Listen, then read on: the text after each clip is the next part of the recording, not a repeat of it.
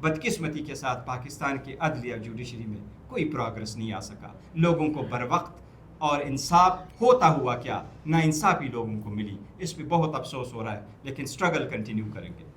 اور اس کی زندہ مثال یہ ہے کہ اب ہمارے پارلیمنٹری لیڈرز بھی سمیت ہمارے کیسز چل رہے ہیں، جس میں ہمارے leader of the opposition in the senate Shibli Faraz صاحب بھی ایکیوزڈ ہے، جس میں عمر ایوب خان صاحب leader of the opposition in the national assembly بھی ایکیوزڈ ہے. جج صاحب ٹائم نہیں دے رہے، جج صاحب کیسز چلا رہے 9 بجے تک چلا رہے. میں کہہ رہا ہوں پاکستان تحریک انصاف کے اخلاق میں، پاکستان تحریک انصاف کے ساتھ بغض میں اتنے حدیں نہ کراس کرے. میری سب سے درخواست ہے، یہ ملک اور قوم کے فائدے کے لیے نہیں ہے، یہ جمہوریت کے فائدے کے لیے نہیں ہے. اپنے لوگوں کے ساتھ ایسے ناانصافی کرنے کے غلط نتائج اثر ہوتے ہیں. یہ ملک اور قوم پہ اثر انداز نہ ہو. مہربانی کرے، ہماری چیف جسٹس سے التماس ہے کہ آپ انصاف ہوتا ہوا نظر کرنے کے لیے تو کریں. پاکستان تحریک انصاف نہ صحیح، یہ پارلیمنٹیرین نہ صحیح، یہ اس ملک کے شہری ہے، ان کے بنیادی حقوق ہے. ہم چیف جسٹس سے برملا اور پرزور اپیل کرتے ہیں کہ اپنے عدالتوں پہ تو نظر رکھے. آپ کنسٹیٹیوشن بینچ کا حصہ نہ ہوتے ہوئے بھی اس عدلیہ کے سربراہ ہیں. آج آپ لوگوں کو سیٹرڈے والے دن تکلیف دی ہے. اس پریس کانفرنس کے 2 مقاصد ہیں. سب سے پہلے آپ کو سپریم کورٹ کی ریزرو سیٹوں اور عدلیہ کے بارے میں کچھ بتانا چاہ رہے ہیں، اور دوسری یہ بھی کہ اس کی کیا امپلیکیشنز ہے اور پاکستان تحریک انصاف کے پارلیمنٹیرینز اور ممبر آف دی اسمبلی کی کیا سٹیٹس ہے. سب سے پہلے تو یہ کہہ رہے ہیں کہ اس فیصلے سے بہت ناانصافی ہوئی ہے.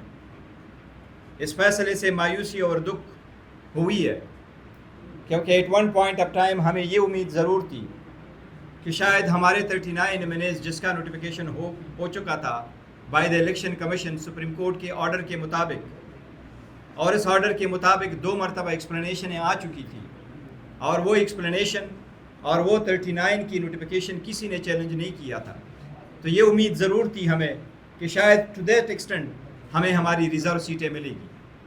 باوجود اس کے کہ پارلیمان میں بیٹھے جو لوگ ہیں 180 سیٹیں پاکستان تحریک انصاف کی جیتی ہوئی تھی، اور ہمارا مینڈیٹ چوری کر کے ان لوگوں کو جن کو بہرحال ایوان میں ہونے کا دعویٰ حاصل ہے لیکن ان کے پاس عوامی مینڈیٹ نہیں ہے، اس کے باوجود یہ سیٹیں ہماری تھیں، اور سپریم کورٹ کے 8 جج صاحبان نے یہ ہمیں دے دی تھی.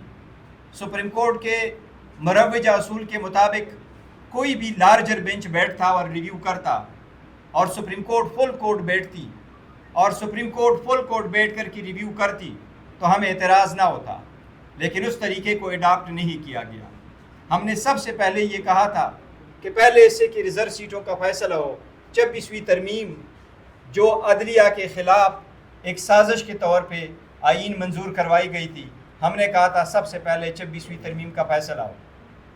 وہ بینچیں ایسے بنے جس میں سارے سپریم کورٹ کے ججز ہو، پہلے 26ویں ترمیم کا فیصلہ ہو، اور اس کے بعد سپریم کورٹ کے سارے ججز بیٹھ کے ہمارے ریزرو سیٹوں کا بھی فیصلہ کر لیں. آئین کی تشریح درکار تھی آرٹیکل 51 کی. اگر 8 ججز کی تشریح میں کوئی ابہام تھا تو وہ فل کورٹ اب سپریم کورٹ بیٹھ جاتی تو ختم کرتی. یہ تاریخ کی کتابوں میں، قانون کی کتابوں میں کبھی نہیں سنا تھا کہ 13 ممبر ججمنٹ کوئی 7 ممبر ججز سیٹ اسائڈ کر سکتے. سپریم کورٹ کا کبھی ایسا طریقہ کار نہیں رہا. افسوس کے ساتھ کہنا پڑتا ہے پاکستان تحریک انصاف دن رات کوشش کرتی ہے کہ ہم قوم کو یکجا کرے، ہم جمہوریت کو مضبوط کرے، لیکن بدقسمتی سے قاضی فائزہ صاحب کا سایہ ہمیں چھوڑ نہیں رہی، جس سے ہمیں دکھ اور افسوس ہوا ہے اس فیصلے سے. اب اس کی ایک وضاحت کروں گا کہ اس کے بعد ہم کہاں کھڑے، کیونکہ کوئی لوگ اس کو مس انٹرپریٹ نہ کریں. آپ کو میں کچھ فیکٹس اینڈ فگر تاریخوں کے ساتھ دیتا ہوں زیادہ ایکسپلینیشن کے لیے. پاکستان تحریک انصاف پاکستان کے 859 کنسٹیچوئنسی پہ 850 کنسٹیچوئنسی پہ ہم نے الیکشن لڑا تھا. ہمارا مینڈیٹ چوری ہی صحیح، لیکن جو ہماری سیٹیں جو نوٹیفائڈ ہوئی تھی، جو ہم جیت چکے تھے، وہ ہماری سیٹیں ایسی تھیں کہ ہمیں 13 جنوری کو جو آزاد نشانات الاٹ ہوئے تو الیکشن کمیشن نے 15 فروری کو ہمیں آزاد نوٹیفیکیشن کا ایک نوٹیفیکیشن کیا کہ یہ آزاد کینڈیڈیٹ ہے. ہم نے 3 دن کے اندر اندر الیکشن کمیشن کے سامنے ہم نے نوٹیفیکیشن سارے ایفیڈیوٹ سبمٹ کر کے سنی اتحاد کونسل کو ہم نے جوائن کیا. سنی اتحاد کونسل کا ڈاکومنٹیشن 772 پیجز پہ مشتمل ڈاکومنٹیشن ہم نے فائل کیا، جس کی تعداد یہ تھی: نیشنل اسمبلی کے 86 M N As, Punjab assembly کے 107 ایم پی ایز، کے پی اسمبلی کے 90 M P As, Sindh assembly کے 9 ایم پی ایز کی ڈاکومنٹیشن فائل ہوئی. نیشنل اسمبلی میں یہ نوٹیفیکیشن کے خلاف کسی نے ریپریزنٹیشن الیکشن کمیشن میں فائل نہیں کی تھی.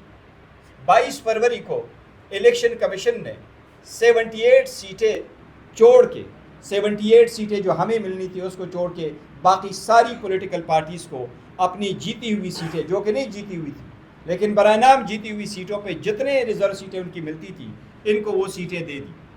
باقی سیٹیں ہماری تھیں.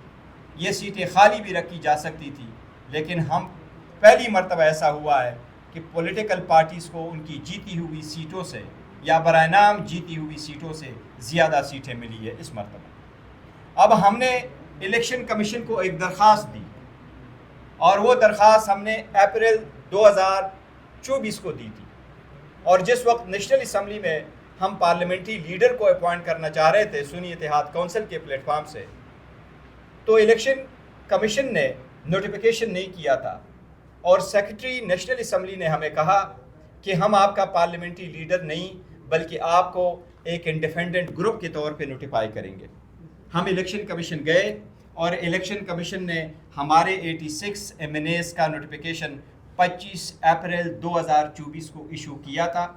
میں واضح کرنا چاہتا ہوں ہمارا نوٹیفیکیشن آج بھی انٹیکٹ ہے.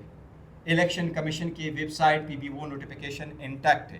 کسی کے دل میں، کسی کی ویو میں یہ ابہام نہ رہے کہ کل کے فیصلے کے بعد پاکستان تحریک انصاف کے وہ کینڈیڈیٹ جو آزاد تھے وہ آج بھی آزاد ہے. نہیں، وہ سارے کینڈیڈیٹ سنی اتحاد کونسل میں تھے، ہیں اور اسی کے اندر رہیں گے، کیونکہ یہ ہم نے 63A کے مطابق یہ نوٹیفیکیشن کے لیے درخواست دے دی تھی اور ہماری سنی اتحاد council as a parliamentary party intact ہے.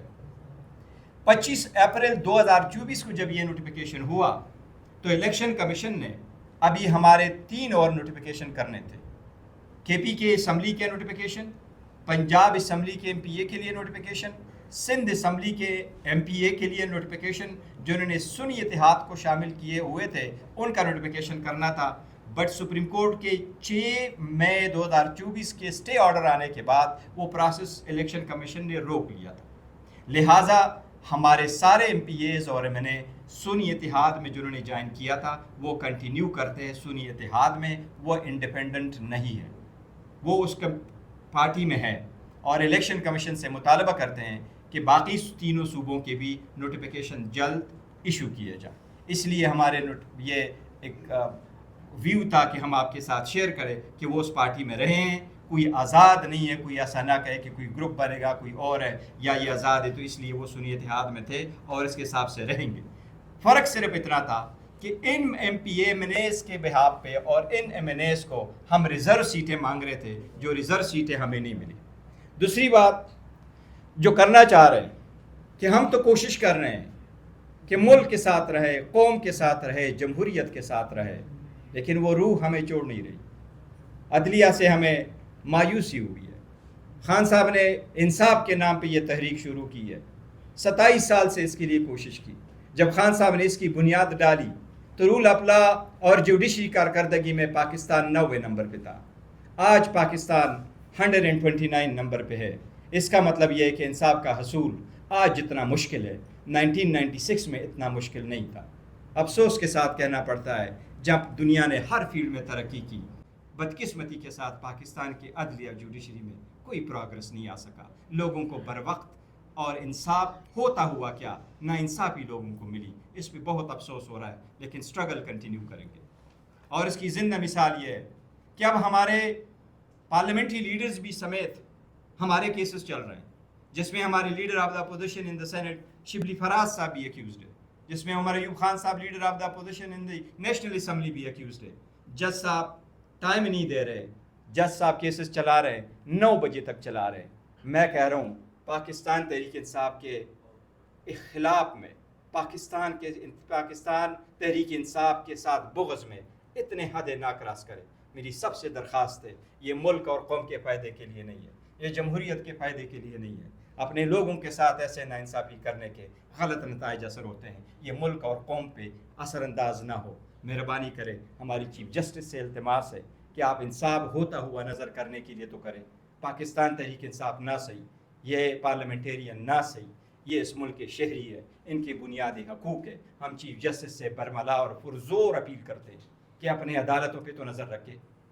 آپ کنسٹیٹیوشن بینچ کا حصہ نہ ہوتے ہوئے بھی اس عدلیہ کے سربراہ ہیں۔ ہم لاہور ہائی کورٹ کی چیف جسٹس سے مطالبہ کرتے ہیں، پرزور مطالبہ کرتے ہیں کہ آپ آئینی بینچ نہ ہونے کے باوجود بھی اس عدلیہ کے آرٹیکل 203 سپرویژن آپ کا فرض ہے، اس عدالت کے احکامات منوانا بھی آپ کا فرض ہے، لیکن ان کو آئین اور قانون کے مطابق عدلیہ کے لیے قانون کے مروجہ اصولوں کے مطابق انصاف کی فراہمی آپ کی آئینی ذمہ داری ہے۔ میں آپ سے بھی درخواست ہے کہ براہ مہربانی لوور کورٹس کو ہدایات ایشو کی جائے، ڈائریکشن ایشو کی جائے، ہمیں آپ ڈسکریمنیٹ نہ کریں۔ یہ دن گزر جاتے ہیں لیکن لیگیسی لوگ چھوڑ جاتے ہیں۔ ملک کو اندھیروں میں نہ دھکیلے، ملک میں دیرے میں چلا جاتا ہے جب انصاف نہ ہو اور انصاف ہوتا ہوا نظر نہ آئے۔ میری سب سے درخواست ہے اس پہ غور کریں۔